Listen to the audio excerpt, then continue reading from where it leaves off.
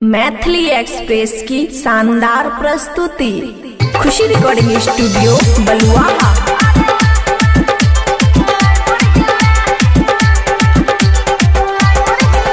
अरे गोल गोल हाथ से बनेली तिल चाव, गोल गोल हाथ से बनेली तिल चाव, एक बेर खाइबी ते मांगबी और ला ला ला मुर्गी लाई मुर्गी लाई मुर्गी ला ला ला मुर्गी लाई मुर्गी लाई मुर्गी। अरे गरम गरम लोहिया में केलो तैयार, गरम गरम लोहिया में केलो तैयार, फ्री में लगबे नहीं अपन जोगार ला ला ला मुर्गी लाई मुर्गी लाई मुर्गी ला ला ला मुर्गी लाई मुर्गी लाई मुर्गी।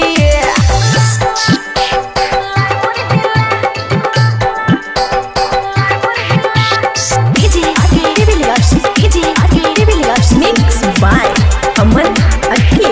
अरे हाला गुला शांत करो लो बेरा बेरी, हाला गुला शांत करो लो बेरा बेरी, खोल देंगे एक और भरा लो बोरी ले लो लाई मुर्गी लाई मुर्गी लाई मुर्गी ले लो लाई मुर्गी लाई मुर्गी लाई मुर्गी।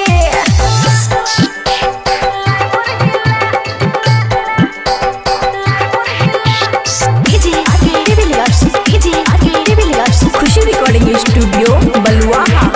अरे रोशन दीवाना एना करे नहीं झोल, रोशन दीवाना एना करे नहीं झोल, लेबे तो कितना से खुशी से बोल ला ला ला मुर्गी लाई मुर्गी लाई मुर्गी ला ला ला मुर्गी लाई मुर्गी लाई मुर्गी।